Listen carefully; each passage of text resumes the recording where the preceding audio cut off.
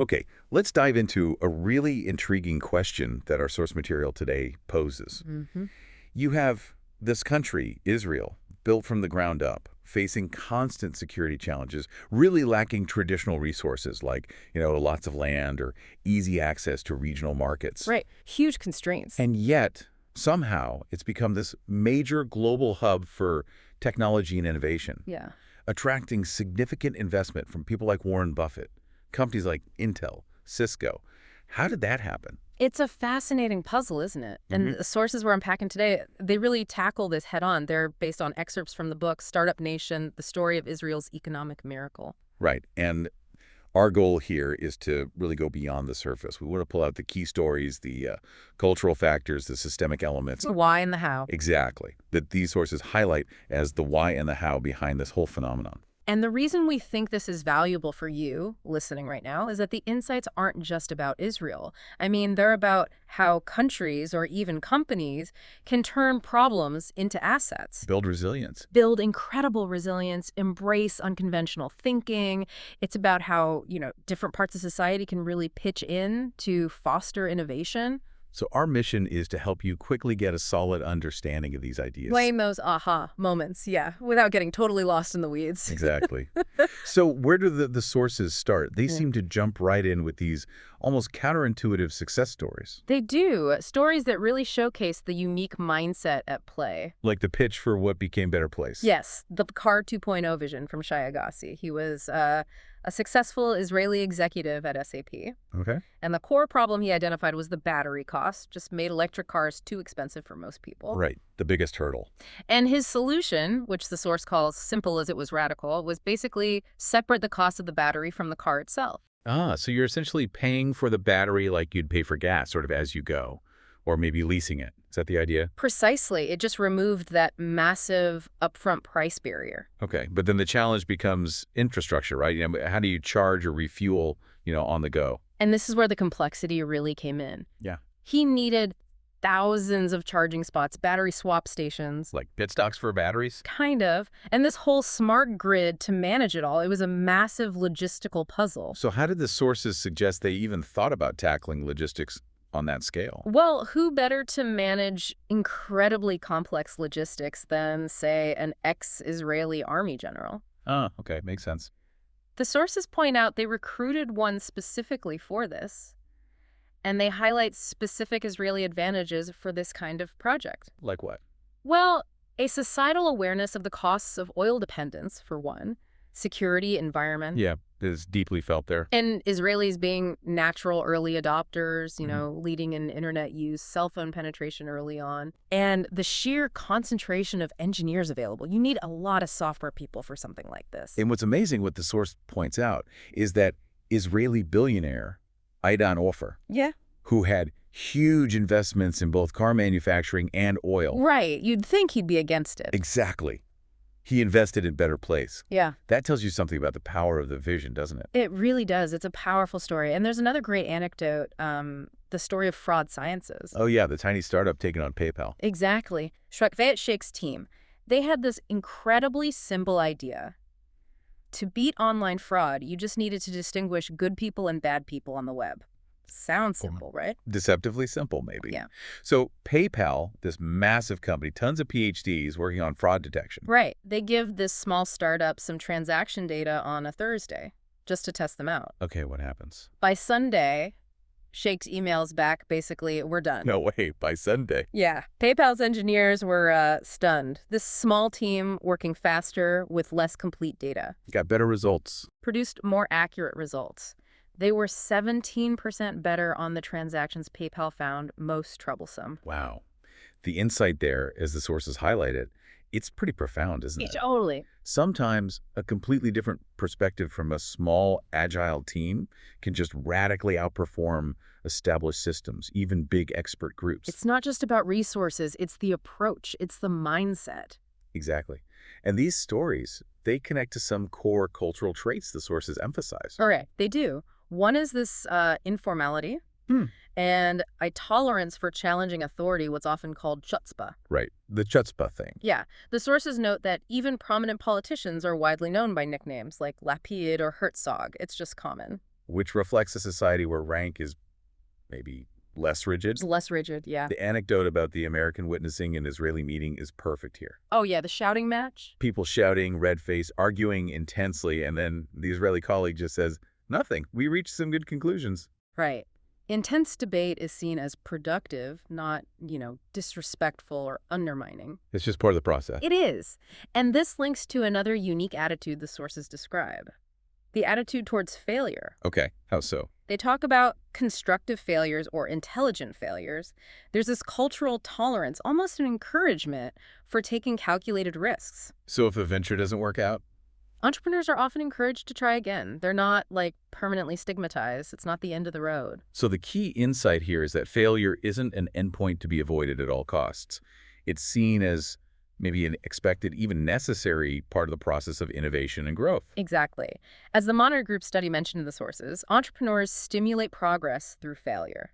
And entrepreneurship itself is vital for economic evolution, for regeneration. This feels particularly relevant when the sources later bring up that Business Week question. Can America invent its way back? Yeah. It suggests Israel's approach to risk and failure offers a powerful lesson for any economy needing to innovate. Absolutely. And a significant force shaping this unique cultural core, this resilience, this unconventional thinking, this ability to operate under pressure is deeply connected to military service. Okay. This is a major piece the sources really unpack. Compulsory military service in Israel. It's unlike many other places, partly because almost everyone serves, right? So it kind of embeds its culture throughout society. That's a huge part of it. But how does it specifically foster entrepreneurial skills? Where does that connection come from? Well, it starts very early with these intense, highly selective tryouts for elite units. They start screening kids in high school. High school, wow. Yeah. Thousands are tested to find hundreds. And these aren't just physical tests. They're mentally grueling. Minimal rest, disorientation. Yeah. They're designed to select for specific traits and forge incredibly strong teams. And the sources call these elite units like Talpiot, Unit 8200, Sarah Metcalf, the equivalent of top universities for future employers. Exactly. It signals an incredibly rigorous selection process, but it's also about the experience itself. What kind of experience? Young people are given immense responsibility at a very, very young age. A 23-year-old company commander, for instance. Yeah. The source quotes Michael Oren saying they have greater command decision latitude than his counterpart in any army in the world. That's a strong claim. Yeah. The example from Nablus in the source is really striking here. Oh, yeah. The commander facing that impossible situation. An injured soldier, a terrorist, a school nearby, journalists watching. Yeah. And no standard procedure to follow. None. They have to improvise completely under incredible pressure, responsible for potentially many lives. And what the sources emphasize is that this kind of intense pressure, this need to think 3 or 4 chess moves ahead at age 20 or 23. Right. It builds unparalleled decision-making skills, improvisation, a sense of responsibility. Colonel John Lowry, an American Marine quoted in the sources, he sort of laments that the phrase, "it was not my fault," doesn't really exist in the Israeli military. You're responsible, period, for everything that happens or doesn't happen. And he sees that sense of total responsibility as something often lacking in business environments. This connects directly to that concept you mentioned, Rosh Gadol versus Rosh Katan. Exactly. Big head versus little head. Explain that a bit. So Rosh Katan, little head, is narrowly following orders, doing the minimum, avoiding extra responsibility, just punching the clock. Okay. Rosh Gadol, big head, as the sources describe it, is actively using your judgment. It's improvising, investing effort, interpreting orders in the best possible way, not just the literal way. And crucially, it includes the willingness to Challenge the chief. challenge the chief. Yeah. Even in a military context. That sounds counterintuitive. It does, but yes. The sources state this injunction even comes from a post-war commission. It's seen as vital for maintaining effectiveness, for avoiding groupthink. So it's this active questioning, responsible approach that's valued. Very much so. Contrasting sharply with cultures where passive obedience might be the norm. Think about the comparison the sources make to Singapore. Right. They also have conscription, strong institutions. But a much less dissenting culture, the sources argue, less Rosh Gadol. Speaking of post-war commissions, the IDF's debrief culture sounds pretty unique too. Oh, it is. The sources describe rigorous self-examination after every operation, even victories, leading to structural reforms. Why do they do that? Why look so hard, especially after a win? To prevent Ossification of the military mind, as the sources put it. They are constantly trying to learn and adapt. And it's public. Well, Elliot Cohen, the historian quoted, notes that unlike, say, the U.S. military's classified after-action reports, Israel often has public commissions of inquiry. The whole country can debate the findings. That's intense. There was even a commission set up during the 1948 war to hear criticisms. The debrief is seen as just as important as the fighting itself. It's baked into the culture. Though the sources do mention, after the 2006 Lebanon War, the criticism was partly that senior officers didn't argue assertively enough with the chief of staff. Right, based on their professional judgment. So Yeah. even this culture needs constant vigilance and reinforcement. It's not automatic. Okay, and the military also acts as a major tech incubator, right? That's another angle. A huge one. R&D bodies like MAFAT, which is sort of parallel to America's DARPA, drive development in key tech areas: voice recognition, comms, optics, software. And the sources highlight how large military projects, even ones that get canceled, can have unexpected benefits. Like the Lavi fighter jet program. It got canceled, but it unexpectedly spurred the civilian tech boom by releasing, I think it was 1,500 highly skilled engineers into the private sector all at once. Wow. And you see direct tech transfer, too. Definitely. Given Imaging's camera pill, the ingestible camera, Yeah. derived directly from missile guidance technology, or the founders of computer. The bioinformatics company. Yeah, they met in the Telpiot program, this elite tech unit, and applied intelligence data analysis algorithms to genetics. Total mashup. And finally, the networks. The sources talk about the networks formed in the military. Incredibly strong, interconnected networks across the whole country. Yossi Vardi, the investor, is quoted saying the whole country feels like 1 degree of separation. Because everyone served together or knows someone who did. Exactly. And these contacts, they facilitate hiring lots of word-of-mouth recruitment and create a high degree of transparency.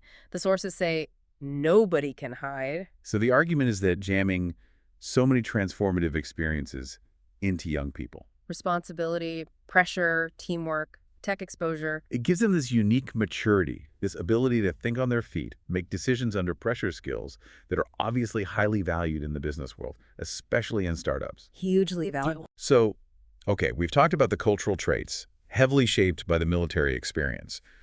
But the sources also point to external factors, things like government policy, immigration waves. These were critical in actually forging the economy, Absolutely. Can't separate those. The scale of immigration has been just immense. like the Ethiopian airlift. Yeah, and the 800,000 immigrants from the former Soviet Union in the 90s, that was like adding a fifth of the entire population in just a few years. Unbelievable influx. And what impact do the sources say this has on innovation and entrepreneurship? Well, immigrants, often starting over, maybe lost everything.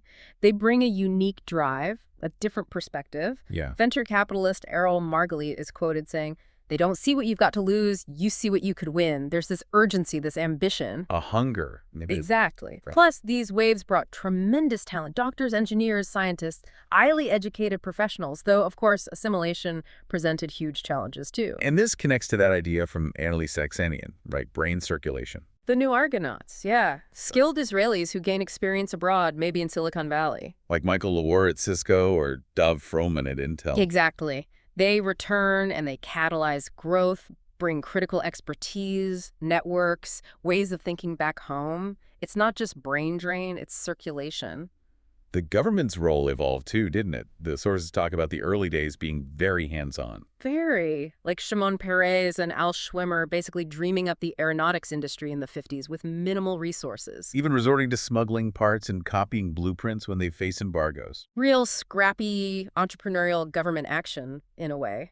And there was this early focus on turning constraints into assets. How so? Give an example. Simcha Blas and Netafim, taking the huge problem lack of water and becoming global leaders in drip irrigation technology. Making the desert bloom, literally. Or the Yatir forest, growing in a semi-arid zone where people said it was impossible. Ricardo Hausman, the economist, highlights this as a core Israeli trait. Taking problems, big national problems like security threats or lack of resources, and becoming world leaders in the solutions to those problems. Turning a disadvantage into a competitive advantage. Precisely. But the economy wasn't always smooth sailing. The sources mention major crises. Right, the 1966 zero growth period, and then that crazy hyperinflation in the 1980s. Yeah, where indexing prices meant like a taxi ride was cheaper than a bus if you paid at the end of the month because inflation was so high. Madness. How did they get out of that? The 1985 stabilization plan was key. Involved Perez, George Shultz from the U.S., Stanley Fischer. It began the serious fiscal reforms, but even then, a critical missing piece in the 80s for the tech sector was early-stage funding, venture capital. Right, because the sources say the first Palestinian uprising, the Intifada, was making foreign investors really nervous. Understandably so. And this is where the YOZMA program comes in, YOZMA, led by Yigal Ehrlich in 1992. Okay, what was Yozma? It was a government initiative specifically designed to jumpstart the venture capital industry. The funding for startups, which was basically non-existent before. How it work? Its model involved the government matching private investment in new VC funds, dollar for dollar basically, and offering incentives like a put option to make it attractive for private investors, especially foreign ones, to come in. So the government essentially de-risked that early, risky investment to attract private money. They put skin in the game first. That's exactly it. And it was incredibly successful, hugely successful. It attracted foreign VC firms like Walden, helped build local Israeli firms like Gemini and Vertex, and was eventually privatized. And Adel Margalit calls venture capital. The match that sparked the fire. While there were earlier programs like Bird Grants supporting U.S.-Israeli joint ventures, YOZMA was truly transformative in creating the whole VC ecosystem we see today. And later reforms helped lock it in, right? Like Netanyahu's financial sector reforms in the early 2000s. How did those contribute? They were crucial, too. They phased out these old government-guaranteed bonds that local institutional investors, like pension funds, mostly bought. Why did that matter? Because it freed up that capital. Mm-hmm. Suddenly, these big local institutions could invest in private funds, in venture capital. And the reforms allowed things like performance fees, making it attractive. It even created opportunities for those highly skilled quantitative analysts trained in the army. Math whizzes. Yeah. To work in finance in Israel, analyzing these investments, rather than just going abroad to Wall Street or London, kept the talent local. So, okay, you have the culture, the military influence, immigration driving things, adaptive government policy. The sources also point to academic strength and something they call technology mashups. Yeah, the universities are a key piece. Institutions like the Weizmann Institute, Hebrew University, they're highly ranked globally. And the research output is high. Exceptionally high relative to their size, particularly in fields like economics and computer science. World-class research happening. And they were early to the game in actually commercializing that research, turning discoveries into products. Very early. The Weizmann Institute's commercial arm, YEDA, was founded way back in 1959. They were pioneers in translating academic discoveries into patents and products, generating significant royalty income long before it became common practice elsewhere. Okay, and these technology mashups. What does the source mean by that term? It's this tendency, as the sources describe it, to combine disparate fields of knowledge, sort of mixing things up unexpectedly. Like that anecdote. The one about Doug Wood meeting the art student who was also a fighter pilot, Right. who could solve a complex technical problem because she approached it differently. The sources suggest this isn't just a quirky story, it represents a cultural inclination. So taking ideas from completely different domains like art and military aviation or biology and computer science and applying them to technical challenges. Exactly. You see it in examples like given imaging combining missile technology and medicine for that camera pill, or compugen, applying intelligence algorithms, stuff used for code breaking, to genetics. Or Transpharma Medical, mixing various technologies, RF pulses, micro needles for drug delivery. Right. The sources argue this cross-disciplinary thinking, which is maybe fueled by people having diverse backgrounds from the military and civilian life, plus a culture of free thought, is a key mark of Israeli innovation. It leads to disruptive solutions, entirely new industries. And the patent data backs this up. Yeah, the sources note that Israeli patents tend to cite a high number of diverse precedent patents from all over the world, suggesting they're drawing on a wide range of ideas. Okay, so it's a really complex tapestry, isn't it? All these interacting factors. But the sources are also clear that it's not without its vulnerabilities. There are challenges ahead. Definitely not a perfect picture. One big challenge is external dependency. The economy relies really heavily on global venture capital. So when the tech bubble burst or during other global downturns, it gets hit hard. And also dependent on exports. Very dependent on export markets, US, Europe, Asia, because the domestic market is small and regional trade access is, well, limited due to the political situation. Right. And then there's a significant internal challenge the sources identify, something they see as maybe the biggest threat. Yes, the internal participation gap, workforce participation. Explain that. Compared to other developed countries, Israel has lower overall workforce participation rates. Who isn't participating as much? Primarily, the sources point to Haredi men, the ultra-Orthodox, many of whom pursue religious studies instead of working, and Israeli Arab women, whose participation rates have historically been low, though that's changing somewhat. And the sources see this as a major issue. Yeah, they see it as a large pool of underutilized talent and potentially the biggest brake on continued economic growth if it's not addressed. And revisiting those comparisons the sources make to countries like Singapore or Korea. Yeah. They also have strong institutions, education, maybe conscription, tech focus. But the sources suggest something is still missing there compared to Israel. What's the argument? The argument, essentially, is that those countries, while successful in many ways, might lack Israel's specific cultural core. That unique stew. Exactly, that unique stew of aggressiveness and team orientation, isolation and connectedness, being small but aiming incredibly big. The comfort with challenging authority, the attitude towards failure. So the suggestion is that this cultural element, forged by very specific historical and societal pressures, is really hard to replicate just by setting up the right institutions or policies. That seems to be the core argument in the sources, yeah. Yeah. It's more than just the sum of its parts. Okay, so wrapping this up then. If we distill the core insights from this deep dive into the source material, what have we got? Well, it's about how this constant pressure cooker of security challenges, paradoxically, might have fostered certain strengths. Like resilience, improvisation. Exactly. Then there's the transformative, responsibility-laden military service that shapes skills and mindsets. Plus the drive and talent brought by waves of immigration. Absolutely.